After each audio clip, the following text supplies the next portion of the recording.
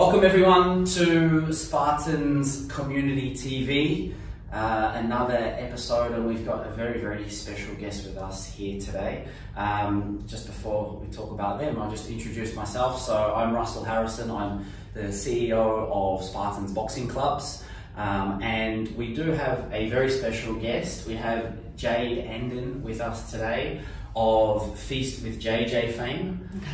So welcome. Thank you. Thank you so much for having me. Not a problem at all. So I'm very excited to have an expert on the podcast today in an area that I don't claim or profess to be an expert at all.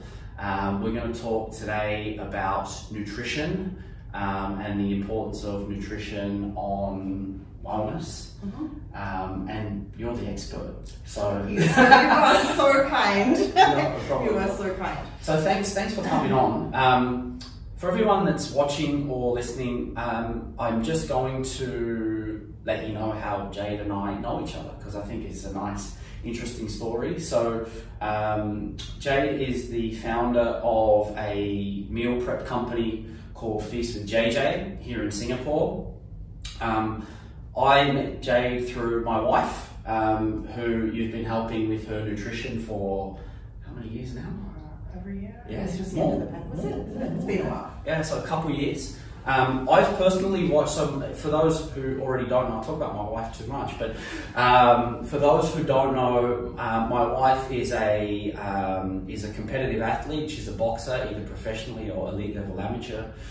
Nutrition is a huge part of her game. And I've seen over the years, about 7 years, she's sort of been training under my tutelage, you can say, and I've seen 2 significant milestones in her development over those time, right?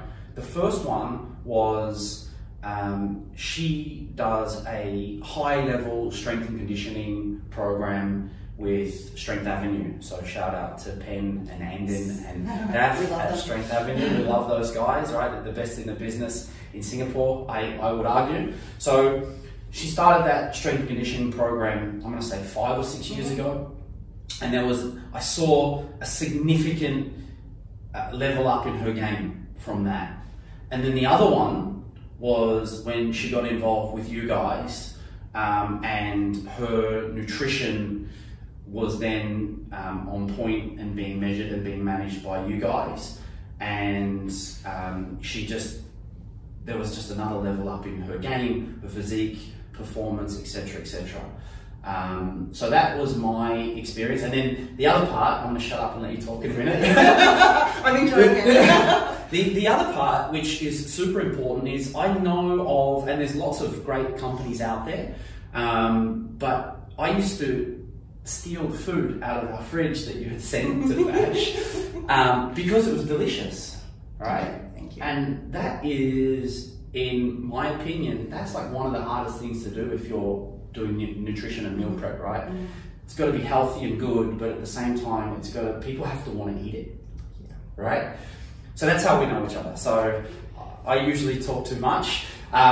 So again, thanks for being on. So why don't we start with, you've been involved in health and fitness, not just in the nutrition side, but also from personal training and that sort of thing. So why don't we start with just tell us a little bit about your story and how you kind of got here. Yeah, sure. Yeah. So maybe this is kind of the thing that a lot of people don't know about me, but I haven't been in fitness or health and wellness for very long. Okay. So I spent 20 years in a corporate role in fast fashion.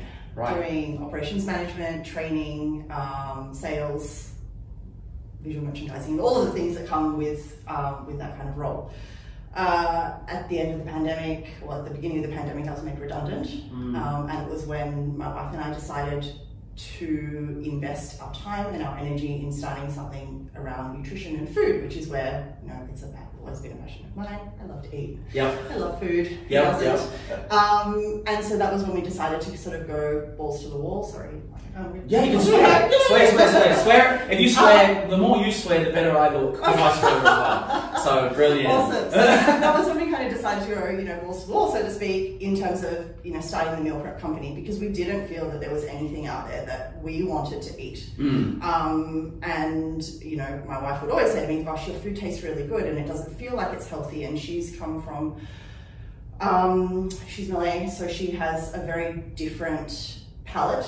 I would say, and the sort of things that she wanted to eat were very different from what is considered healthy food. And that taught me a lot about how to cook and how to make things. So, what was my point? My point was we got into it because we felt that there was a need and it was the right time for us to start.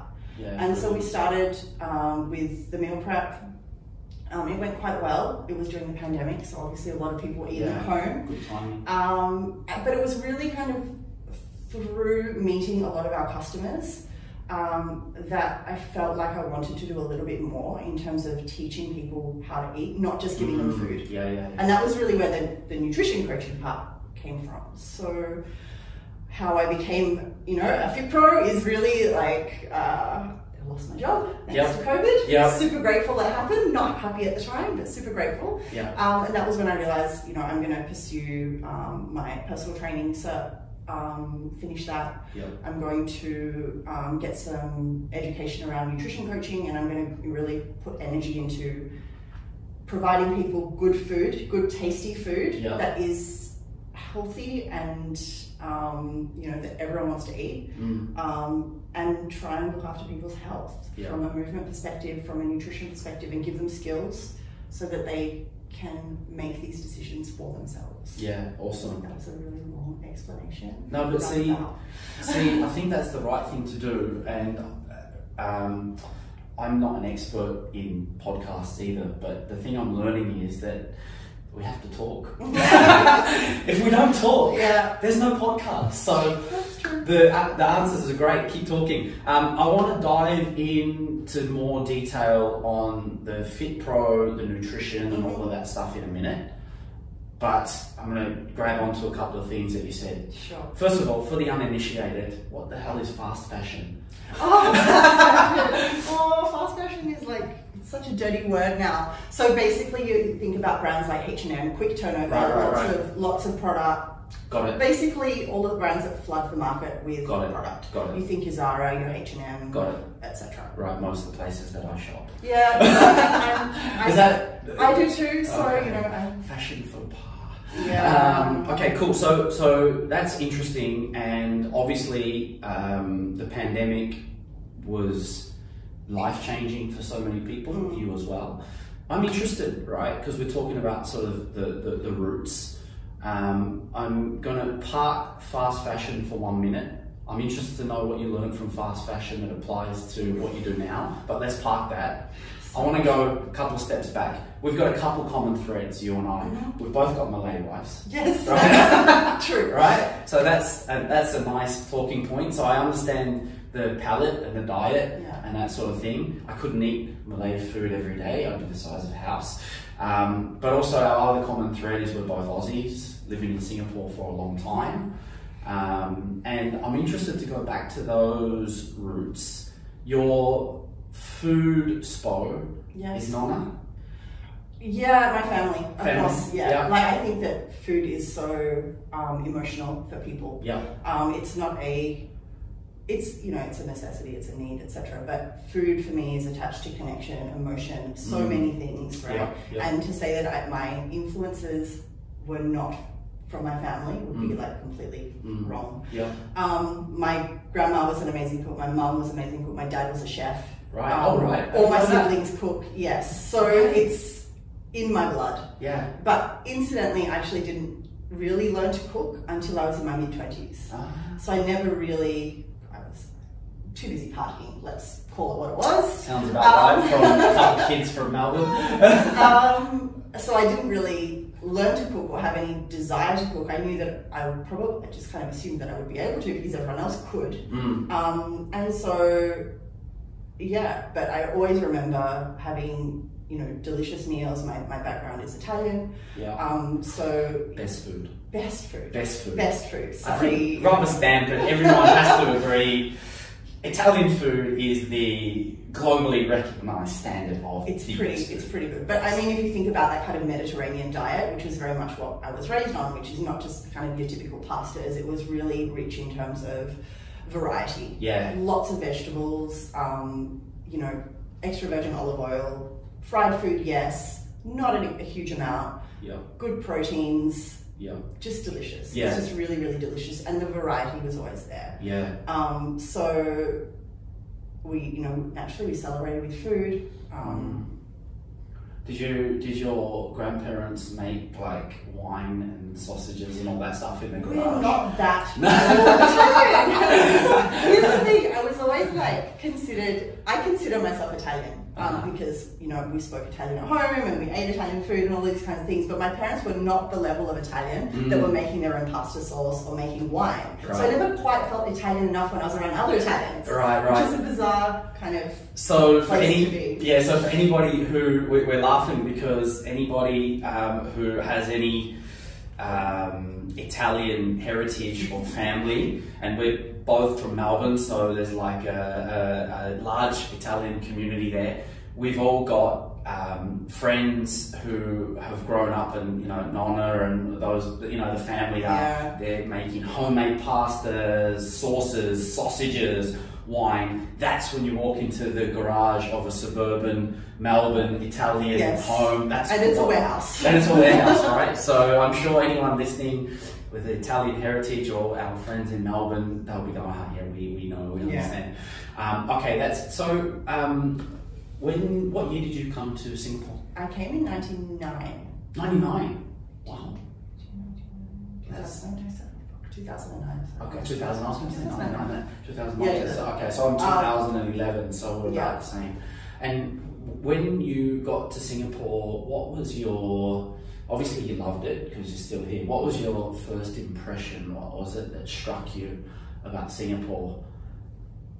I had never been to Asia, and I had this is probably going to shock some people. I never had any desire to travel to Asia. Okay. And I don't know why, it just was the case. And I came with work. I was offered a really fantastic opportunity and a promotion with work, and I was working for Cotton On Group at that time. Okay. I don't know, I think I was just kind of generally shell-shocked, but because it was culturally really different, ways of working were really different, communication was really different, everything was totally different. And yet familiar enough to feel comfortable. Yes. But I think one of the you know, and I would bring us back to food and this kind of, you know, my whole world circulates and revolves around food, let's be honest. I love the food. It was like nothing I'd ever tried before. And, you know, I'm a good eater, so there were a lot of meals, you know, there were a lot of meals. Like my team were like, oh, let me bring you to eat chicken rice, let me bring you to eat pronto, let's go and eat at 12 o'clock midnight, because that's what we do in Singapore. Such a foodie culture. There was a lot of eating. So that was kind of, for me, one of the things, but it was also very much that, you know, I felt, while it felt really foreign and really different, I felt at home. And it was, you know, I think that was the best part. It was kind of, I arrived here and I was like, oh gosh, can't imagine going back. You know. My experience is really similar. All right. When I came here, people said, you know, Singapore's like Asia for beginners, which I thought was like a nice way to describe it. But it felt different. But at the same time, there's parts of Singapore where I feel like I'm home. Whether it's because, like, for instance, we're in Joo Road now. Parts of Joo feels like Melbourne, right? It could be in Fitzroy, or it's very western, right? And that's nice because there's a bit of familiarity, but at the same time, it's very different in other, like you mentioned about methods of communication and stuff like that, right? I think that's really interesting. Cool. So the thing that I had parked was the fast fashion experience. So great job, cotton on, get here.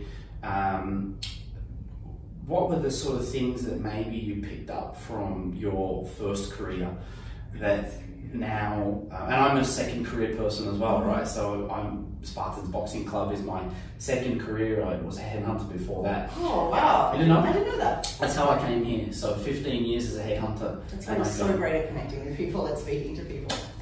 Yeah, I've interviewed. I see it. I see it. That's what brought me here. Second career, so another common thread for us. But I'm really curious, like, you know, you would have picked up things in that first career that you would never have dreamed would help you so much now as an entrepreneur, right? Can you put your finger on what those things are? Like everything? Everything. Look, here's the thing. When you work in retail and you're doing, you know, basically frontline operations, you have to be responsible for everything. You're responsible for the people, sales, you're responsible for the merchandising, understanding what products are selling, what products are not selling, what people want, how to get feedback, how to connect with people, how to train people. And I think all of these kinds of things have really helped me in my second career from a entrepreneur standpoint and starting our own business, but also now the other part of my job, which I do, which is the nutrition coaching and the personal training, because being able to connect with people, being able to speak with people, being able to understand what their needs are and to be able to deliver it to them in a way which feels acceptable and good and important. Kind of underpins everything. I don't know how I feel. No, that's great. And I'm gonna jump right into Feast with JJ in a minute, but I'm gonna run with the thread, right? Because apparently I'm good at connecting with people. So you say, so you spoke about this, like the personal training side of it, right? And the thing that I love about Feast with JJ, but also, you know, your sort of personal training, I follow your Instagram and all that sort of stuff. It feels real to me, right? And it feels, what's the best way to describe it?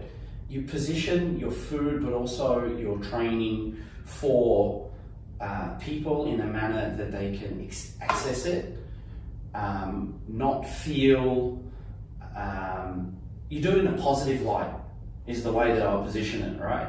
And my pet peeve is, I think we spoke about this before, my pet peeve is personal trainers that are fear-mongering, right? You know, don't get fat, or, you know, look at your before and after shots.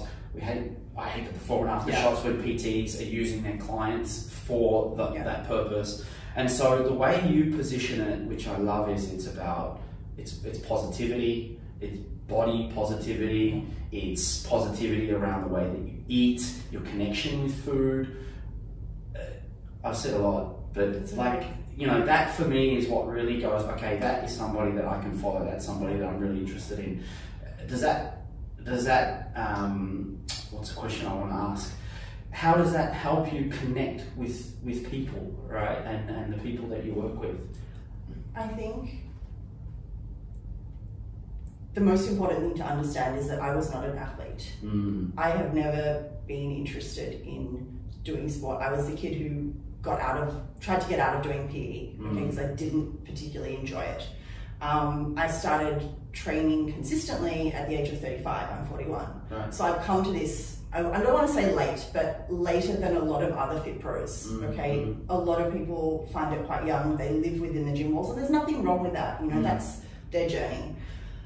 That's not me. I've lived a life, you know. I've lived a very full life, a very fun life, you know, of partying a lot, of eating whatever I want. I don't come to fitness, I don't come to wellness with this lens of, oh, I have to look a certain way, I have to be a certain way, because I was never that way. And I believe that we have to make health and wellness accessible. And the way we make it accessible is not for me to be on a pedestal and go, oh, I'm so perfect, I live in a glass house and you should try and be like me.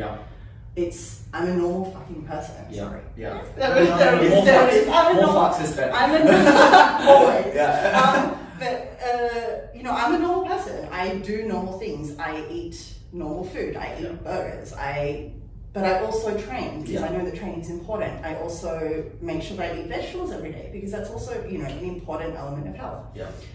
Being accessible, not making people feel shame or guilt about what they're currently doing is incredibly important for them to feel good about taking a step in a new direction. Yeah. If we can't accept where we are now, or we're coming from a place of hatred or self-judgment or negativity, it's really hard to move forward because whatever we change, whatever we try and do is not going to heal how we feel or change how we feel. It's like people who say, oh, I just want to lose weight and then I'll feel good. Why?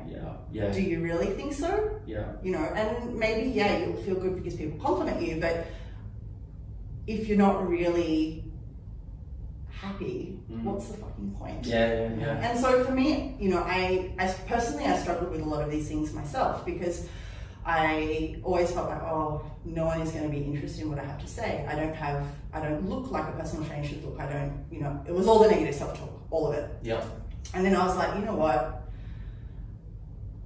I looked to the people in fitness that I respected, and it was the coaches at Strength Avenue. It was another friend of mine who I just met recently, Holly from Movement Labs, another amazing studio,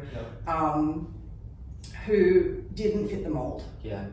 And I was like, I want to be like these people. Yeah. And I want to make this my own. And I want people to be able to connect with me, whether or not you like what I do or not. Yeah. But go, hey, this is a real person doing health and fitness, doing it in a way that doesn't feel hard or doesn't feel scary or intimidating and is accessible. Yeah. Because we should make health and we should make wellness and we should make movement and mental health and all of these things that make us better humans accessible. Yeah, I agree. It's good. It's good. We like that. We like the analysis. I'm sure everybody that's listening or watching is you know really inspired by this. You know, I would say to you that angle that you've got, which is an authentic angle, is I love it and stick with it, and I'm sure it connects with the right people. So I want to talk now about, you know, I guess we're starting to get the picture of Jade, that there's been this inspiration of authenticity and an experience which is full, which centers a lot around food and, you know, all that kind of stuff. So that's great. So we get to that sort of period of pandemic, and then you decide that Feast with JJ is to be born. Yeah, I think that the piece is that my world kind of fell apart. Right, I lost my job and I was like, okay, there's a pandemic and all I've ever done is this. I've only ever worked in retail. What am I going to do? Yeah. I don't have skills, or I don't, you know, like it was Yeah. And then the world felt like it was essentially closing in.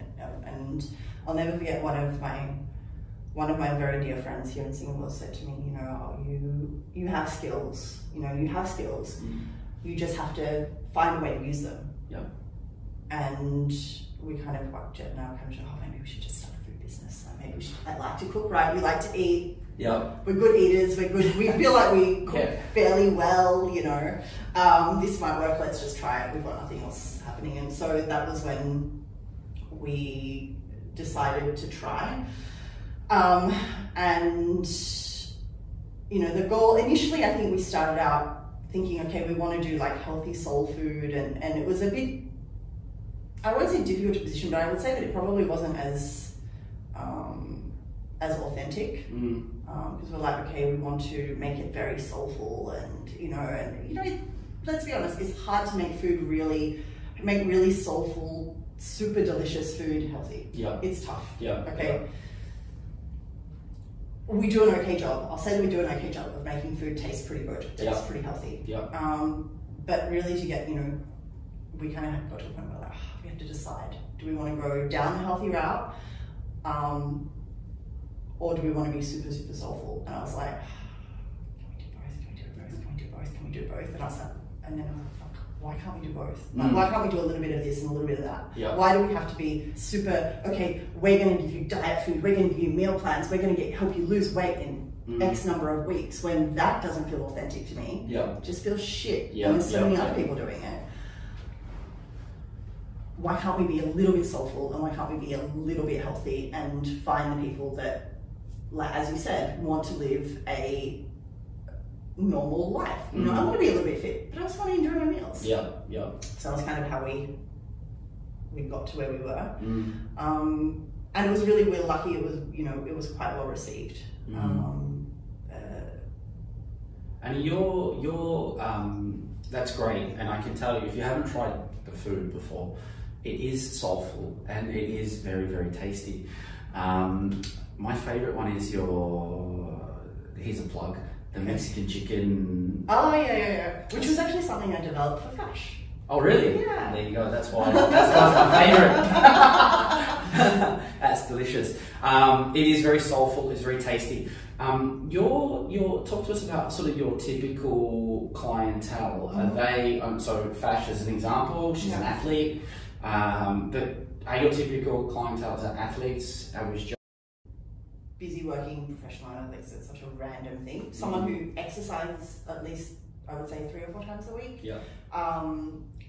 That they do various types of exercise. I've got people who gym. I've got people who boxing and do more like cardio and other sort of stuff.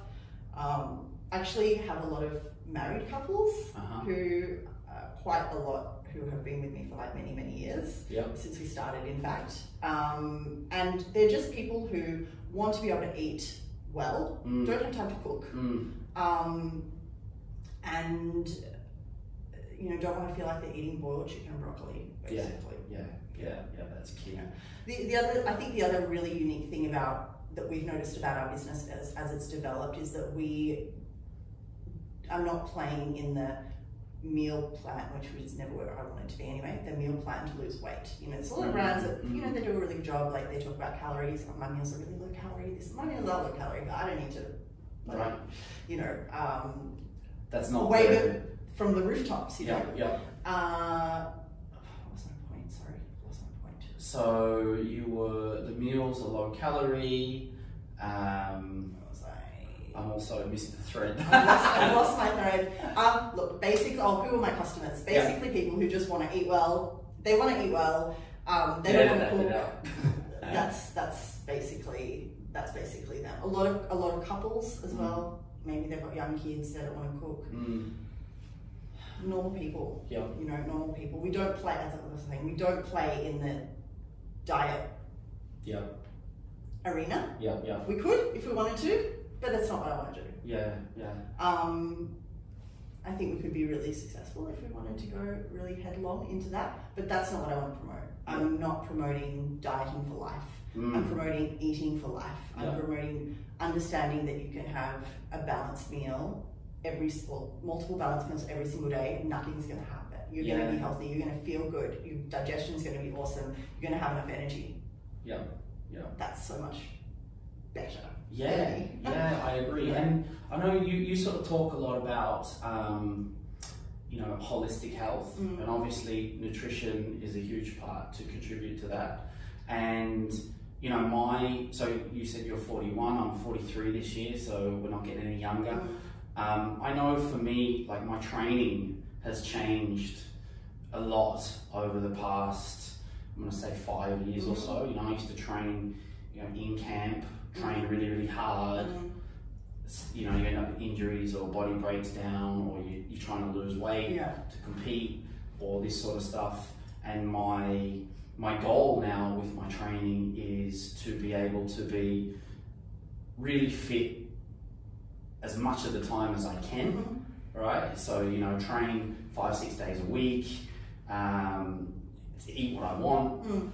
And I'm more interested now about, you know, I've got, if people see me take off my shirt in the gym, which I try not to do these days, there's no six-pack, right? You know, I just look like an average guy. I'm super fit, right? But what I'm more interested in is that holistic wellness piece now, right? You know, I box because mentally it's great stress relief, and I just love boxing.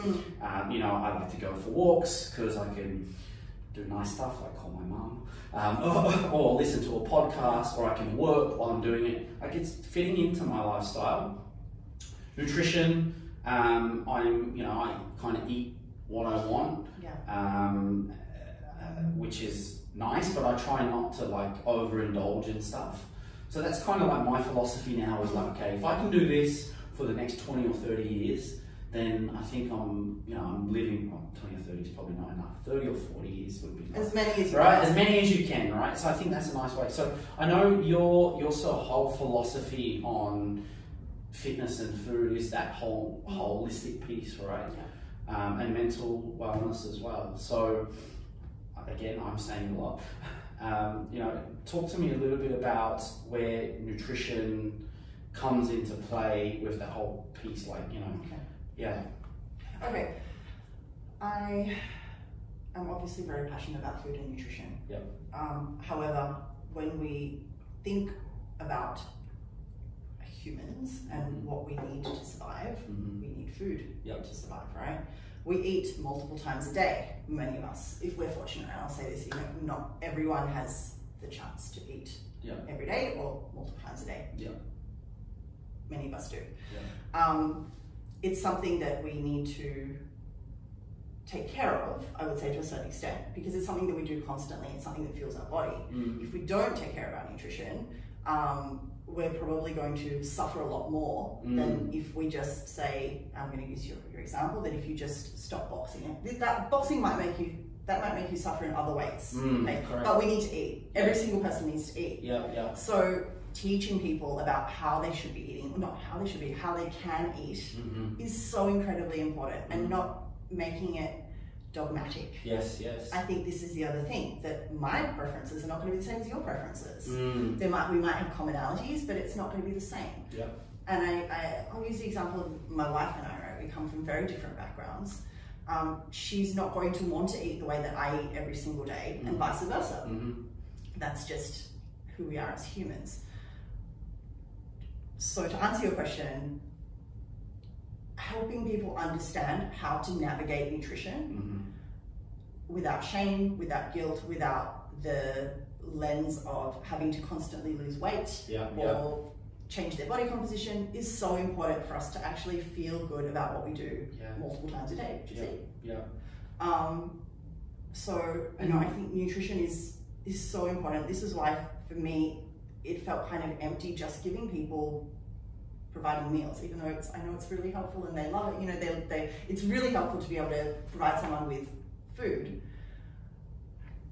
but going that extra step further and helping them understand how they can eat, so that if they are not on a meal plan with me at one point, they know how to make decisions about food that they enjoy, that they like, that they're not going to feel shameful or bad about. And I think that's for me, that's the piece. It's like, how can we teach people to be able to make the right decisions around nutrition for themselves?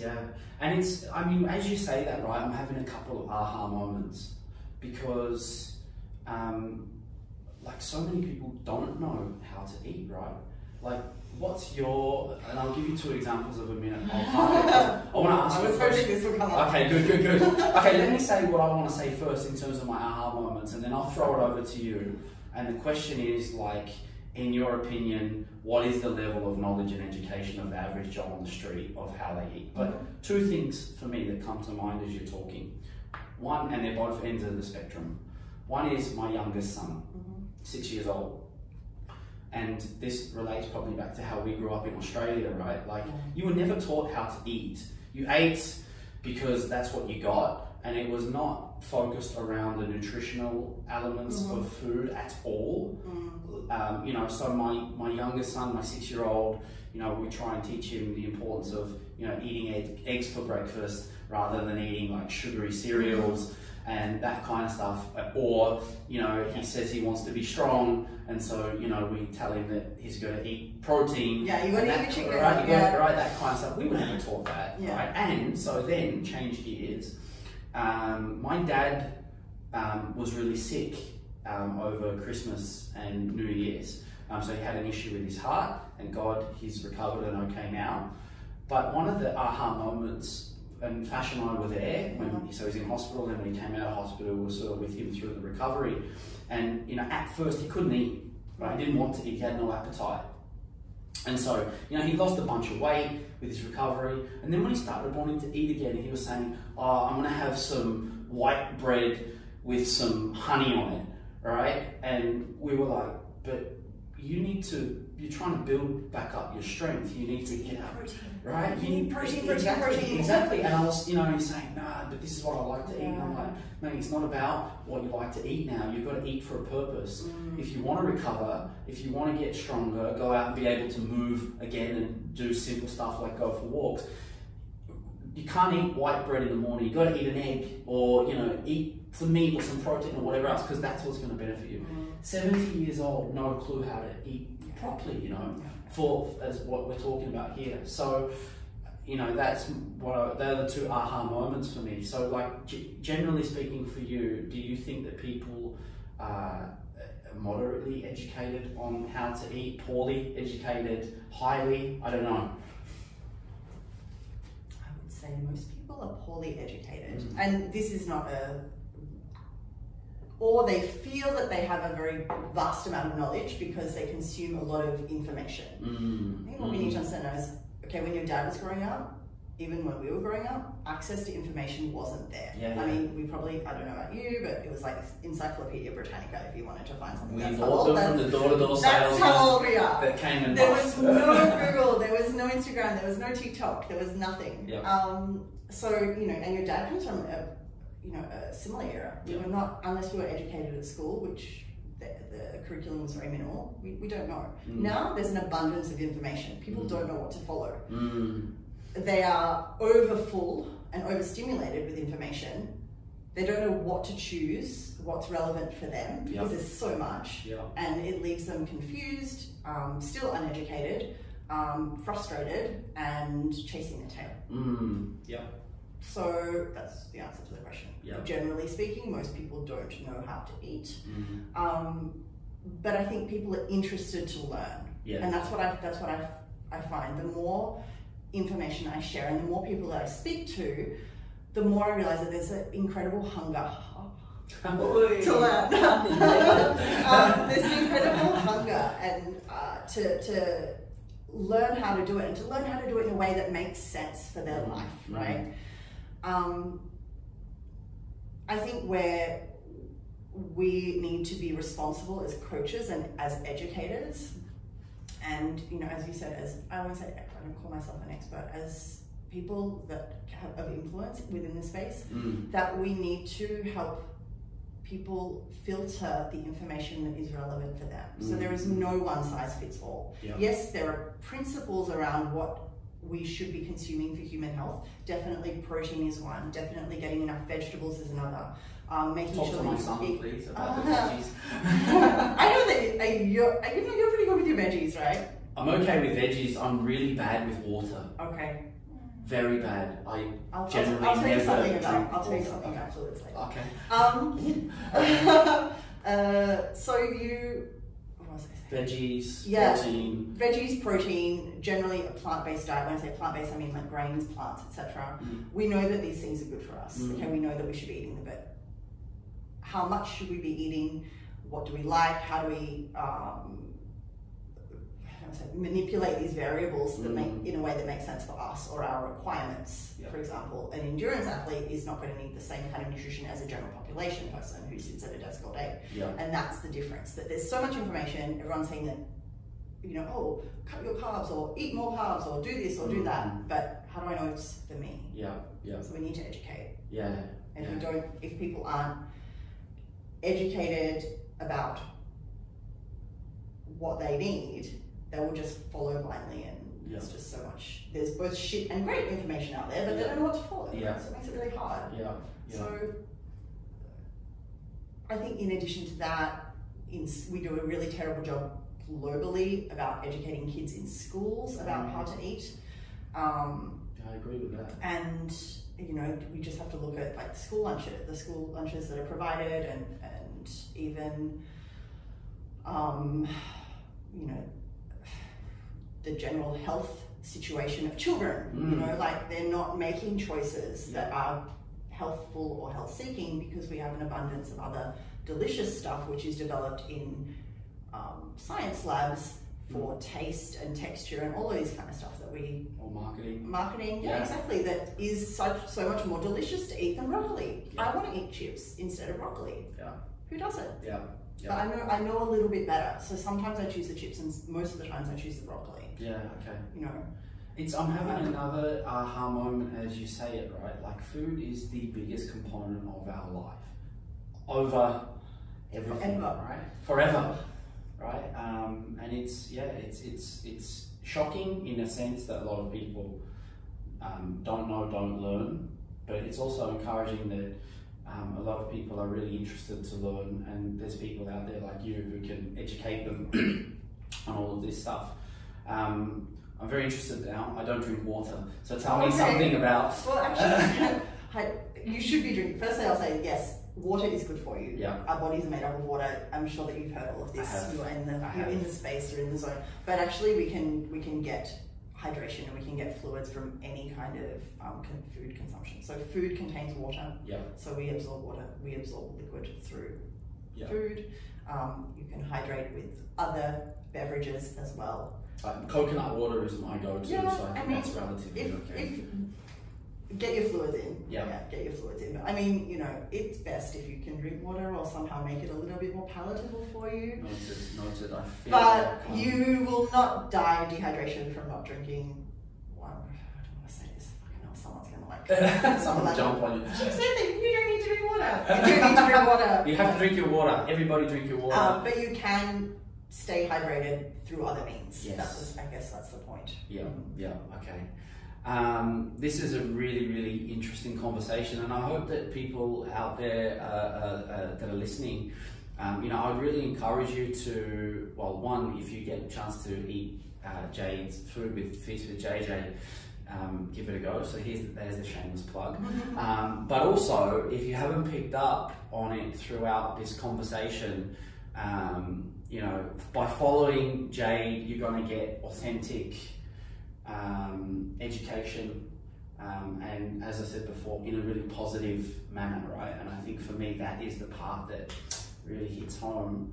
And yeah, I appreciate that about the way that you position the food and the message and all of that sort of stuff. I think it's really, really great. Just before we finish up, and we kind of touched on it a little bit, you said eat your protein and your veggies and all that sort of stuff. If I'm somebody who is a knowledge seeker in holistic wellness, nutrition, you know, whatever it may be, what would be the top pieces of advice that you would give me, right, to kind of go out and either get started or get deeper or whatever? I think the things that most people can and should do is probably make sure that you're eating, it's very boring advice and I harp on it all the time and I'll never stop. Make sure that you're eating vegetables every day. Make sure that you're having some fruit every day, and eat protein. Yeah, protein is literally the building block of our entire bodies. I've only ever met one client who was eating enough protein and I had to ask him to cut back. All right. Most people are not consuming enough protein. Most people are not consuming enough vegetables, and most people are not consuming enough fruit. So focus on those three things: more plants and more protein for most people. Start there. Okay. And what about like knowledge seeking itself? Like, okay, where do I start? Talk to you. Yeah, I mean, you can follow me if you have questions. Absolutely, I don't have all of the answers, but I certainly will try and help and direct people in the right way. I think that there are some really great people that you can follow on social media. Lane Norton is one. Violane. I learn a lot. Martin McDonald, who's actually the founder of the nutrition course that I'm studying at the moment. Who else? Alan Aragon.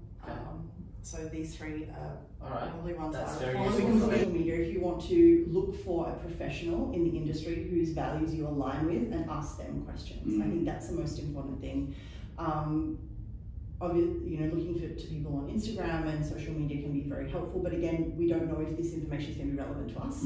So find someone in the wellness and fitness nutrition space that you trust, whose values you align with. I think that's a highlight of what you're saying is find people who you, I don't don't want to say always agree with, that you agree with who resonate yeah, with, that you resonate with, that resonate with you, and that you go, okay, this person will get it. Yeah. They'll get where I'm coming from. Yeah.